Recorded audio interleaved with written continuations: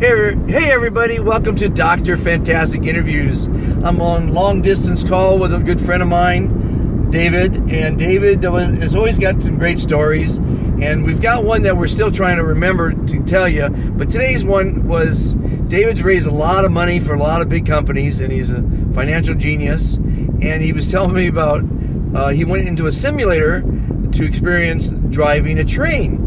Now, I got to figure driving a train has got to be the simplest thing on the planet, because you don't go left, you don't go right, you go straight. And one of my dreams as a child, trying to run away from home all the time, was to jump on a train and go someplace where I have no idea where I'm going. But so, David, tell us about your experience in a train simulator.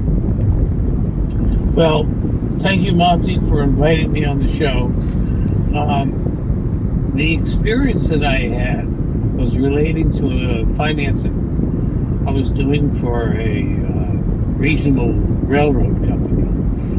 And they handled a lot of coal and other products on the railroad.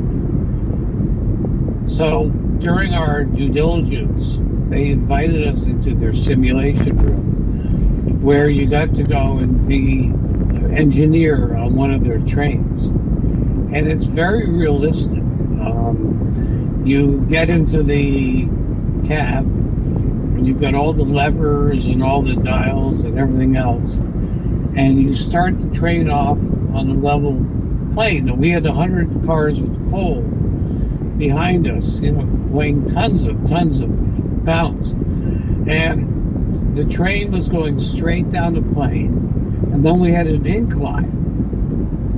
And if you can imagine pulling 100 cars of coal behind you, when you get to the incline, you've got a tremendous amount of weight that's pulling you backwards. But the train has got so much power, it just lifts you up the incline. But there's a very important thing that happens. It's called the apex of the incline, where when the coal train passes the apex, you start going down the next hill. And there's a very critical point where you're pulling coal up the hill, and then suddenly you've pulled enough coal cars up the hill that they're now buckling behind you, and you're feeling the pressure of the coal trains in the rear of the train. So the key is you have to keep enough slow pressure not to derail the trains. And a lot of trains, when you hear about accidents, happen because of human error, because they didn't properly adjust the speed and the brakes on the train. So the simulator that we went through gave us a great experience for the complexity and the skill that's involved by people who drive these trains. It's not like you're making left and right turns.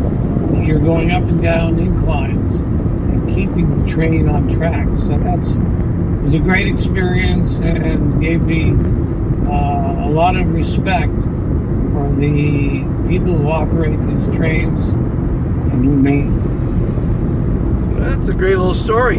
I like learning stuff like that every day. Oh, by the way, just now, 8 huge helicopters in formation, 4 deep, 2 abreast, just flew over me overhead. It was very impressive. That was pretty exciting. Why? What's going on? No clue. Not a clue. I don't know. But that was fun to see. But so, David, you and I go way back. We traveled halfway around the world together. Yes. Now, I got a funny story I want to tell everybody. When we were traveling overseas, I would always introduce David as my partner, because he's my business partner. And I started realizing after a while, people might start thinking something, because nowadays partners are a little different than just business partners. I'll never forget this one time. I was wearing a pink shirt, because real men wear pink, and eat quiche. And we started laughing with, do you think they think we're gay? And so now, after that, I started introducing him as, here's David, my business partner. Well, the funny thing is that when you do introduced me as your partner, we were in Monte Carlo, overlooking the harbor in a great restaurant, enjoying some lobster and a glass of wine. And the waitress came over and said, "Well, you guys are, like you're enjoying yourselves." He goes, "Yeah, well, this is my partner." Pretty funny stuff. So, David, as you know, Dr. Fantastic Interviews, the podcast is all about introducing people on technology and information that helps the mind, the body, or the planet. And I've got over 100 podcasts now, and we've introduced people to some fascinating individuals that really, quite frankly, can change your life for the better. And you're working on some great new technologies. It's not necessarily actually for the mind. You have a technology for schooling, if I'm not mistaken, a new school of sorts. Well, what we've done, we have a company called Red Kite, My Red Kite, and there's a very interesting statistic. 30%. This is a true story. 30% of all children in high school who want to go to college can't find the money to go to college. And here's another statistic. 30% of all the institutions who fund college education can't find the students to give them the money. So our company, My Red Kite, is a social network that connects people who need money with connecting to people who have money. And, it's a great social justice because we're getting kids who are typically disadvantaged, who don't know how to get into college. They're intelligent, they're resourceful, but they're not privileged. And so we are bridging that gap, putting that together with our company, which is the social media network. It's called My Red Kite. That's applaudable. Very nice. That's one of your great projects. Another one I like that you're doing is in the music field. Oh, well, that's another one that's very interesting. There are literally thousands of what we call gigs, which are entertainment venues that are artists are performing every night to small audiences, and it could be like the next Beatles. You never know who you're going to discover in these venues, but there's no way for them to distribute their music. And let me stop you for a moment there. If you've ever been to New Orleans, and any establishment you walk into, and at least as far as I was concerned, I heard these bands playing that said, I can't believe these people don't have a record deal. The music was that high caliber. Every single restaurant there, and that's around the world in many, many establishments where, you're going to have 50 to 100 people, if that, sometimes, listening to fabulous, struggling artists playing incredible music. Go ahead. So we're connecting those people, what we call local music, to national distribution. So we have a deal with Amazon with a channel where, as you say, Monty, you could be playing to 150 people, but put it on a channel where you can broadcast real-time live music, or you can hold it in the can, as we say. You can record it for later distribution and bring local music around the globe. It's really our objective, is to make this a global community.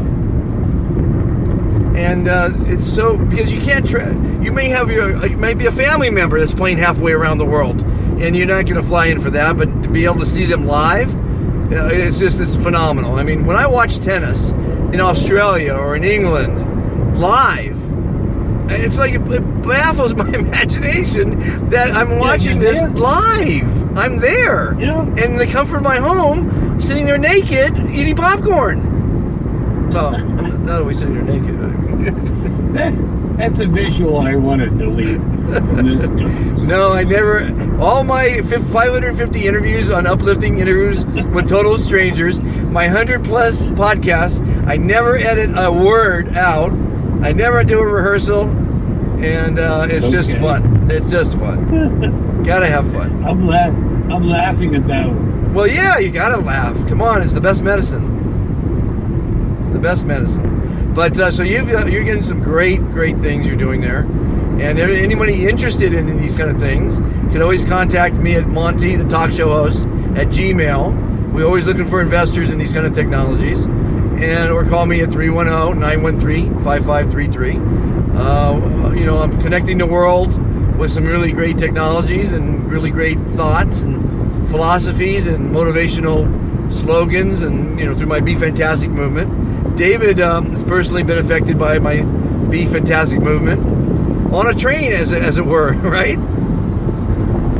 Absolutely. And I had the experience of being on a train car with somebody who, when I mentioned the Be Fantastic, just perked up. People on train, everyone buries their head in their newspaper and their smartphones.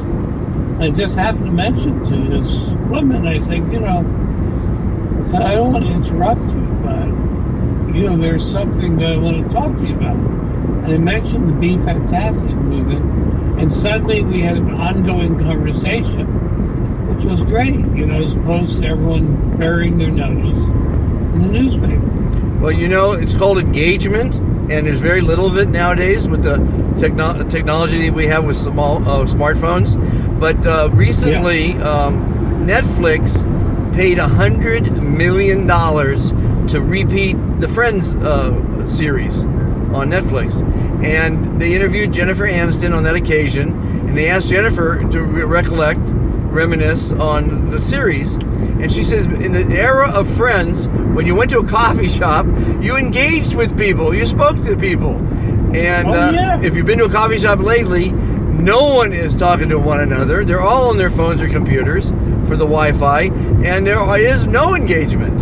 And so when you tell someone you're fantastic, you just created engagement. You made them feel good. You made yourself feel good because it makes you smile. There's nothing wrong with it. Smiling is the healthiest thing, and laughter is the healthiest things you can do for your mind, and it's worth for your body to be healthy. So I'm on a good track. And David, I was thinking, and I think I told you this already, but for the listening audience, not everyone's going to believe with your religion. There's lots of religions. And certainly not everyone's going to believe with your political stance. And there's a lot of political BS going around. But show me someone on the planet that doesn't agree with being positive, and I'll show you someone who doesn't deserve to be on the planet. Well, you hit a good chord, because we live in an environment when we turn on the news of a lot of negativity. People don't turn on the news to say, oh, Monty had a great day today. He's, driving around, interviewing people, learning from people. But they turn on the news and say, is so-and-so, drowned, or so-and-so lost their, intentions and their business. And so the news is negative. And it's very difficult for people to separate the importance of the positivity in their own life from the negativity that they hear in their news. And they have to start listening to themselves. Well put. Do you know what the number one adage or the mantra of the news media is? If it bleeds, it leads. I believe that. So I try to tell people through all my motivational advice and inspirational speeches and conversations that you really have to live every day as though it's your last, because one day it will be. And that brings me to think of the guy 2 weeks ago jogging, which he's probably enjoying, along the PCH highway in Southern California in Malibu, jogging away thinking he's just having another great day. and a boulder rolls him over and kills him. That's unfathomable. It's hard to imagine the bad luck that guy had that day. Or a tree. Well, his number was up. Yeah, or a tree falling on you. Or, you know, a car crashing into you. I mean, it's just, you have no control over certain things. So, and you just have to try to get the most out of every day. Before you know it, your days are done. Yeah, your number gets called. You know, and I know right now, I died today, I had a great life. I had a great life. And now... You know, my experience with you, Monty, has always been great. We've always had fantastic experiences, some of which we can't repeat on this show. Oh, come on, David. We got to tell a couple more. Oh, let's tell the one about going to that Catalina in my yacht. I don't know if that one's even good. We want to repeat. Actually, I don't know. No. I can't get arrested for that anymore. Really, you're talking about running out of fuel. Yeah. That was great. Well, it's a lesson to learn. When you leave on the voyage, you may want to make sure you have enough fuel to get to the other end. Yeah, because it's the assume. What happens when you assume? You know? You make an ass of you and me. But don't tell me we didn't have a fabulous time. A fantastic time. Oh, we had a great time. A fantastic time. When we were being towed into Catalina, you were standing up there on the deck saying, "Look at all the money I'm saving by not having to run my engine." Yeah, that's what insurance is good for. And then when we arrived, we take the dinghy and we go around to each of the boats that were in the harbor there. Oh yeah, we were the welcoming. We were the official Santa Catalina welcoming committee. Any women on board? We made everybody feel fantastic. And who is the famous guy we met? The singer. Oh, Crosby, Stills or something like that. David Crosby. David Crosby. We welcome David Crosby to Catalina. And they don't know we're not the official welcoming committee. No, we're just, having a giggle, a laugh. Yeah, we're having fun. Everybody listening, if you don't have fun today, you've lost a day. You are writing your own script in life. You are directing your movie in life. You are the star of that movie. Direct a scene that you'll have fun with. You'll learn something. You'll be motivated by something. You'll help someone. These are the scenes that make a great movie. Make your movie phenomenal. I can't wait to make my movie, so maybe someone can learn that you can have the worst lot in life, and I had a pretty bad life dealt to me, but I came out okay. Well, you had 3 dads. 3 deadbeat dads. You had 3 dead dads. 3 deadbeat dads. And to survive 3 deadbeat dads is pretty phenomenal, pretty fantastic. But, if it doesn't kill you, ladies and gentlemen, it makes you tougher. When you rode a bike as a little kid, you fell down, you scraped your knee up, you put a Band-Aid on, you got back up. That's life. Take some risks. Fall down. Right. David and I have tried a lot of things. A few things didn't work out, more than a few. But we're not giving up. No. Far from it. We're still trying. We're going to close the deal next week. Next week, that's the name of our next boat. It's called Next Week. The next yacht will be next week. And, but you got to live for this week and not next. So, we're going to have a great weekend, as you should every weekend. And I want to thank everyone for listening to 2 old guys doing a little banter. Again, I hope you learned something from this episode. The past episodes are unbelievable. I thought this one was fun. Hey, Monty, what? Before we sign off, Yeah. I have a question for you. Sure. Who's going to win the Super Bowl? One or other of the teams. I know for sure. You got to pick one. You're from LA. Well, the Rams have to. They didn't paint that big 50-foot donut for nothing. Matter of fact, I think I'm going to stop at Randy's Donuts. I want to congratulate Randy's Donuts, I think that's what it's called, on Manchester for the brilliant plan to paint the big 50-foot donut yellow with blue lettering Right. for the Rams colors, making some Rams donuts, which I'm going to buy right now. I just think it's brilliant, and I applaud anyone who can come up with a better idea than me, and I think they did, because I didn't think of that. No, that's right. It's genius. You talk about fantastic. That team was 14-6 3 years ago. Mm-hmm. Today they're in the Super Bowl. Well, I mean, that's just one season. I mean, you can have a bad season, can't you? No, they were in the playoffs last season. Oh, But what I'm saying is, they went from the bottom to the top, okay. and you just got to believe. Oh, by the way, I'm going to be interviewing a gentleman that's building the new Ram Stadium, and it's a structure that good. baffles your imagination. That'll be on video because it's a structure you have to just see it to believe it. And those big pylons that circle the stadium to hold it all up, they're buried, David, 100 feet in the ground. That's the foundation. 100 feet in the ground. That's amazing. It is amazing, and I can't wait to interview this guy and get some close-up shots of that incredible architectural design masterpiece. I mean, it's probably going to be one of the state-of-the-art stadiums in the world, I imagine. Usually the last one it's got more technology than the rest, right? So it's going to have the highest security. It's going to have the highest technology. It'll be all electronic, probably face recognition everywhere you go. Matter of fact, you and I work on some face recognition and technology a while back? We did. What we found is they found a lot of deadbeat dads. Yeah, a lot of people that just kick the tires and are all bullshitters, like L.A. L.A.'s full of a lot of greedy, selfish, litigious con artists.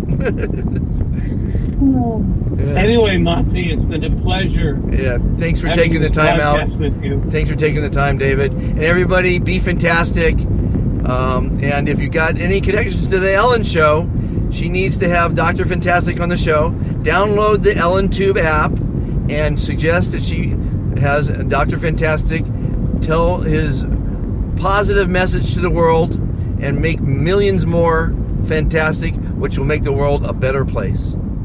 Thank you, everybody. Be fantastic. Thank you, Monty.